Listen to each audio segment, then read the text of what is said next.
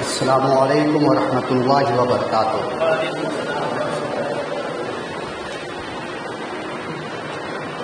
نحمدہ ونصلی علی رسولہ الکریم، اما بعد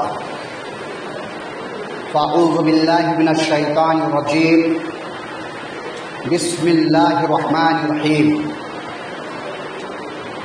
فیہا یفرق کل امر حکیم، صدق اللہ العلی العظیم وصدق رسولہ النبی الکریم الامین الامین، ونحن علی ذلک لمن الشاہدین والشاکرین، والحمد للہ رب العالمین۔ معزز و محترم سامعین، خطبہ مسنونہ کے بعد ایک چھوٹی سی آیت کریمہ کی تلاوت کرنے کا شرف حاصل کیا۔ آئیے ہم سب مل کر آقا نامدار احمد مختار مدینہ تاجدار محمد الرسول اللہ صلی اللہ علیہ وسلم کی بارگاہ بے کش پناہ میں درود و سلام کا ڈالیہ نچھاور کرے پڑھے اللہم صلی علی سیدنا و مولانا محمد وعلی آل سیدنا و مولانا محمد وبارک وسلم۔ صلاۃ و سلام علیک یا رسول اللہ صلی اللہ تعالی علیہ وسلم۔ شعبان المعظم کا مہینہ رمضان ہے، اور دیکھتے ہی دیکھتے انشاءاللہ رمضان مبارک کا مہینہ ہمارے سروں کے اوپر رواں دواں ہوگا۔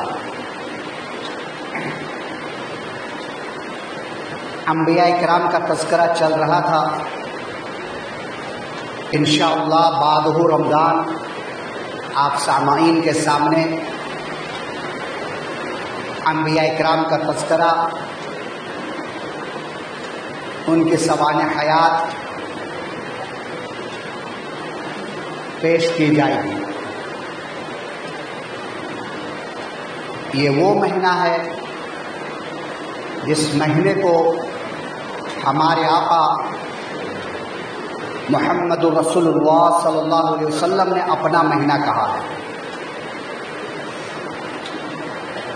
جس مہینے کو میرے آقا نے اپنا مہینہ کہا ہے، اس مہینے کی عظمت توقیر کیا بیان کرنا۔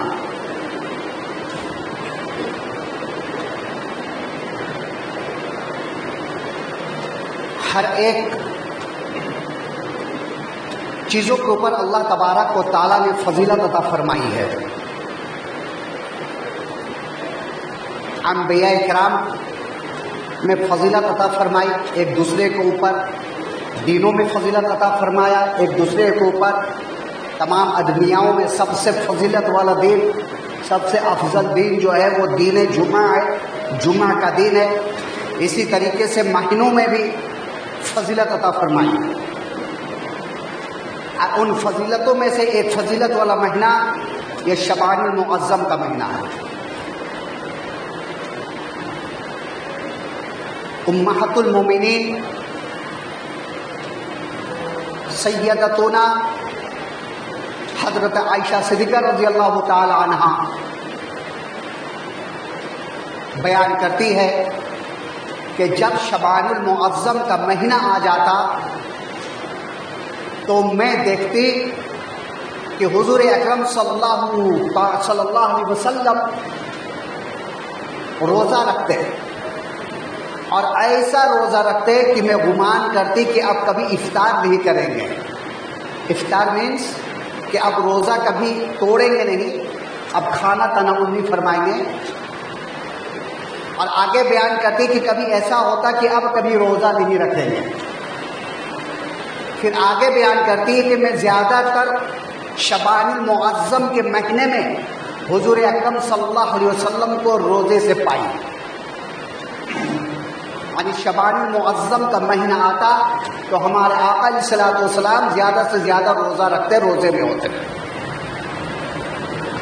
حضرت عائشہ صدیقہ رضی اللہ تعالی عنہا آگے فرماتی کہ میں نے عرض کی حضور اکرم صلی اللہ علیہ وسلم کی بارگاہ میں کہ یا رسول اللہ صلی اللہ علیہ وسلم، میرے ماں باپ آپ پہ قربان، جب شعبان المعظم کا مہینہ آتا ہے تو آپ زیادہ سے زیادہ روزہ رکھتے ہیں، عبادت اور ریاضت کرتے ہیں۔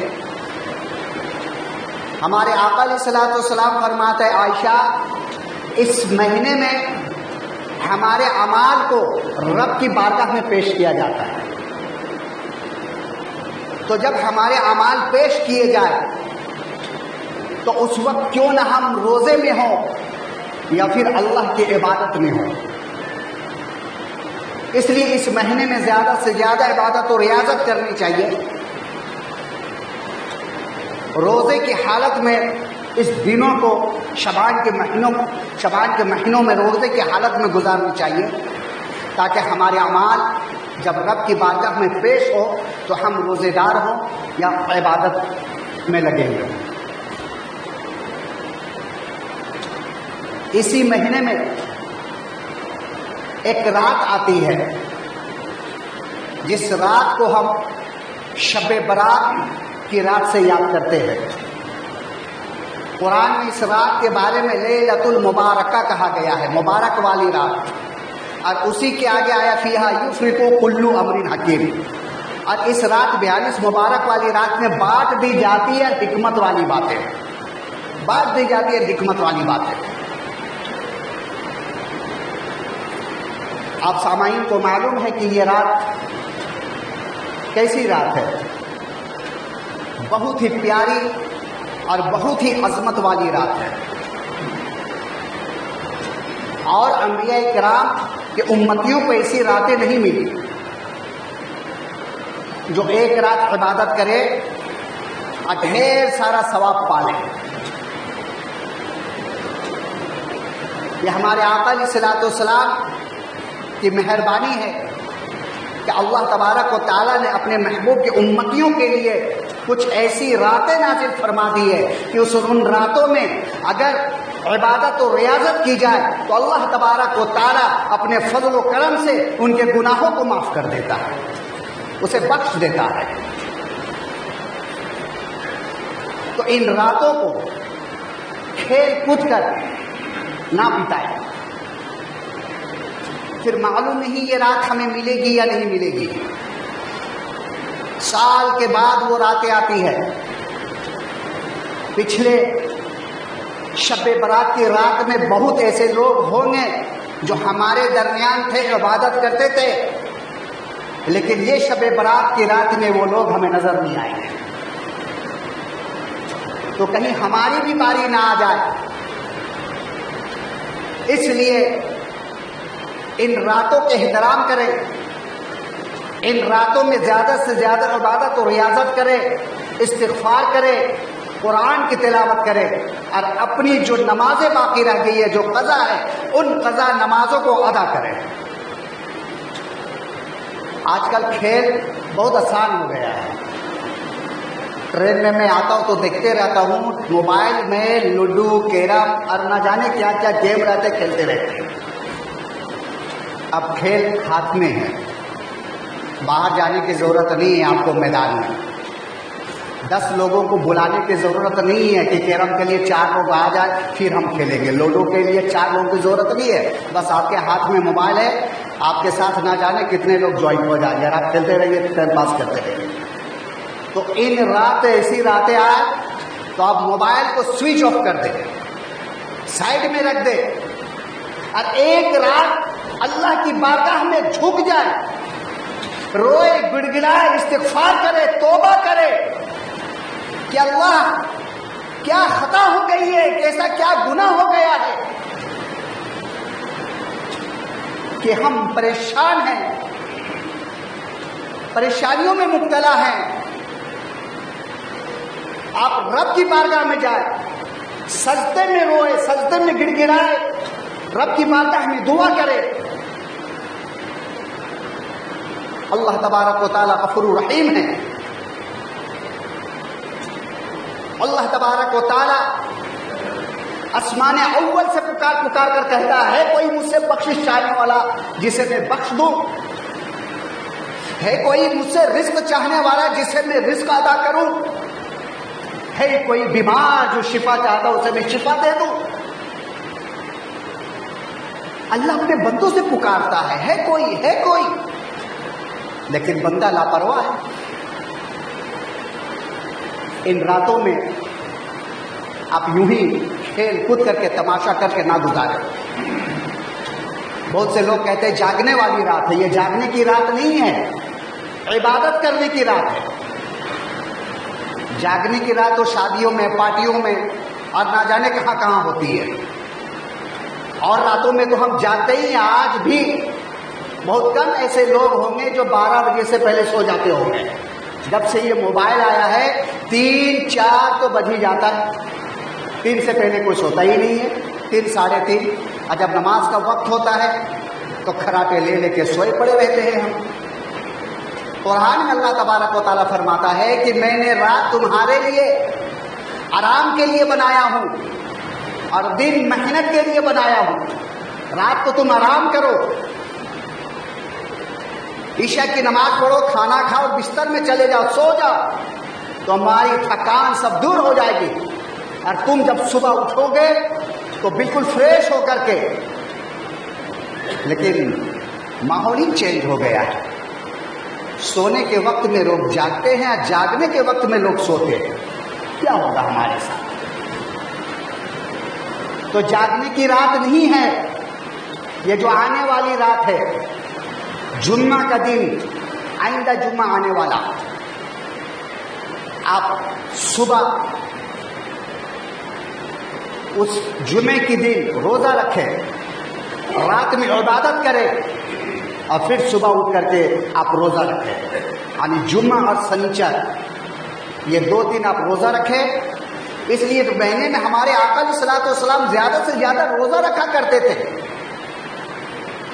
ہمارے اندر تو اتنی قوت نہیں ہے کہ ہم پورا مہینہ روزے میں گزار دیں. تو کم سے کم شعبان المعظم کے 2 روزے تو رکھ ہی سکتے ہیں. بہت بڑی بات نہیں ہے. تو جمعے کے دن روزہ رکھے اور رات میں عبادت کرے، توبہ استغفار کرے اور پھر صبح روزہ رکھے. اللہ تبارک و تعالیٰ اس رات کے صدق و طفیل سے تمام گناہوں کو معاف کر دے گا، درجات کو بلند کر دے گا. اور اس رات میں اللہ تبارک و تعالیٰ تمام حکمت والی باتوں کو بانٹ دیتا ہے. کن کے درمیان؟ فرشتوں کے درمیان. اسی رات میں جتنے بچے پیدا ہونے والے ہوتے ہیں، کن کے گھر میں کتنی لڑکیاں ہوں گی، کتنے لڑکے ہوں گے اور کتنے ایسے بچے ہوں گے جو مردے ہوں گے یا چند دن کے بعد مر جائیں گے.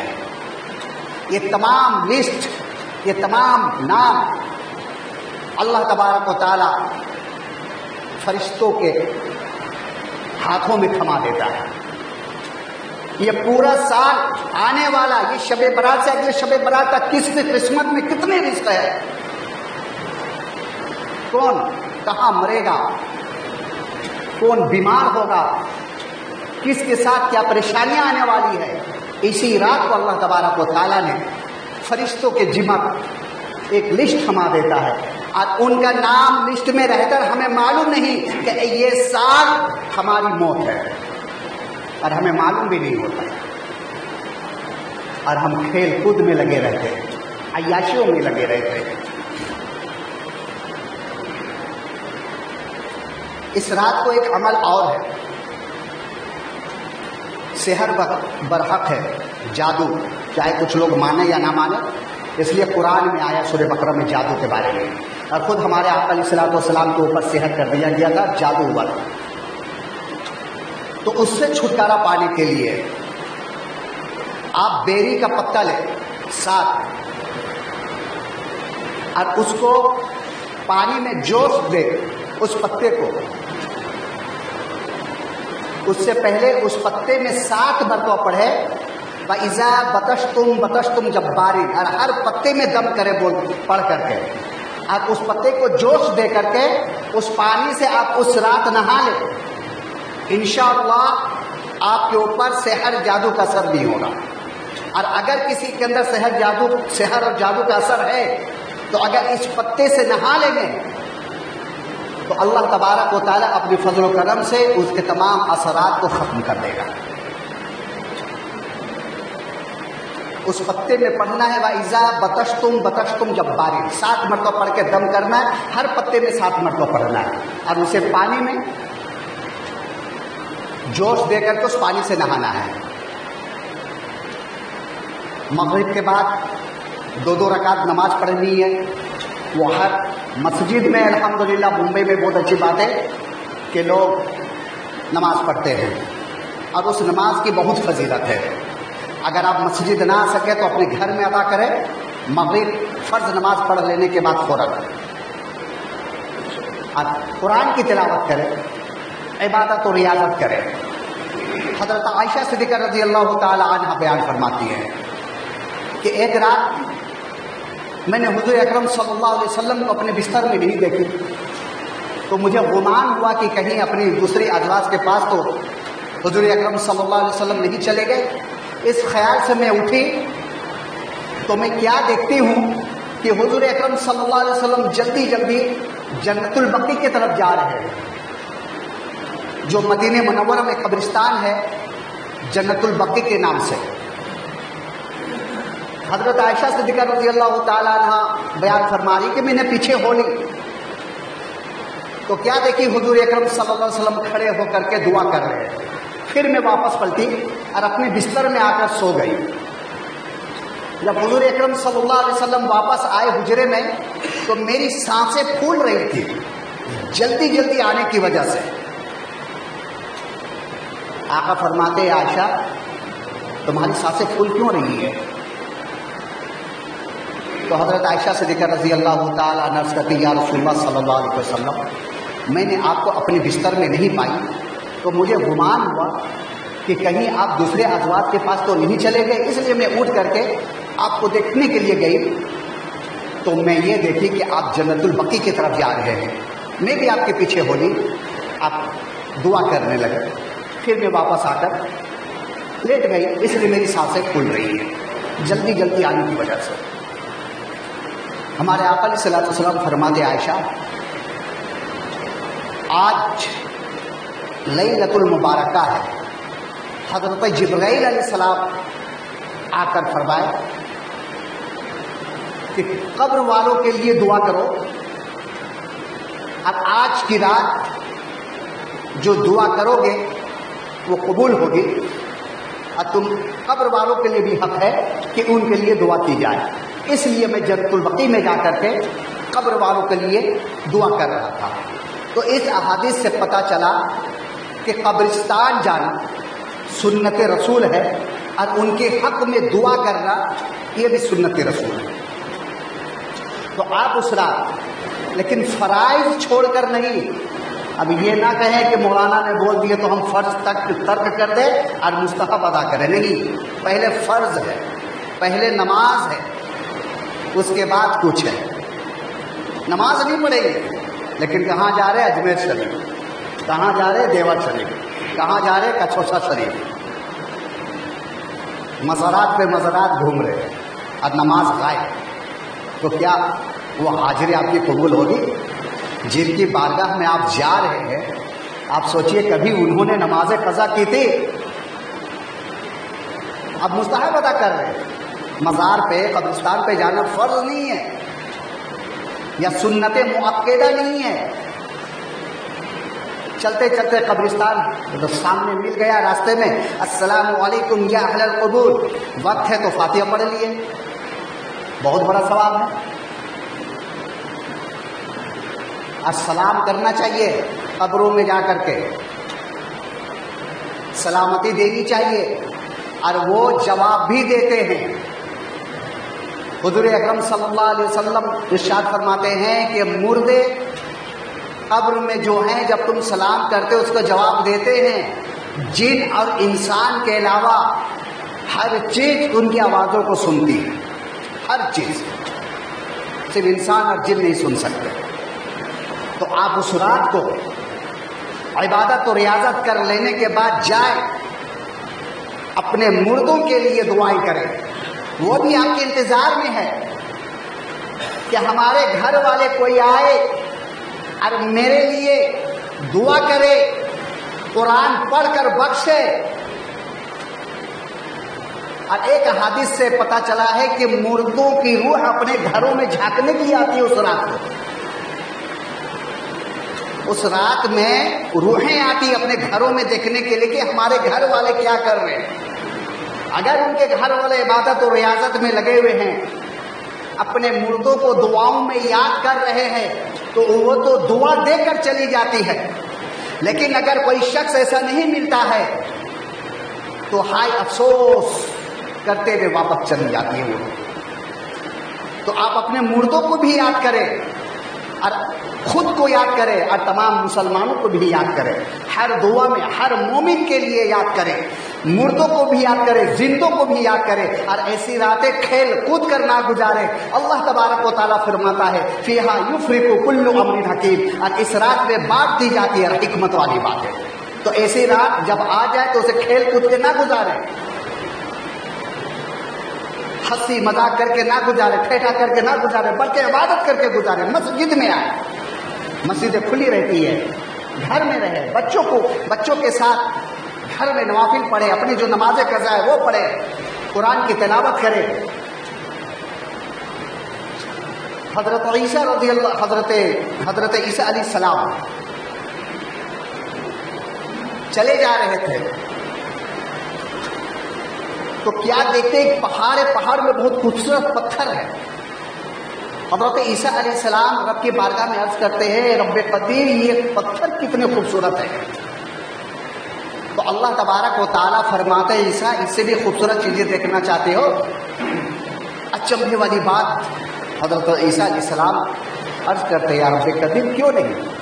تو اس پتھر میں جو تمہارے ہاتھ میں عصا اسے مارو۔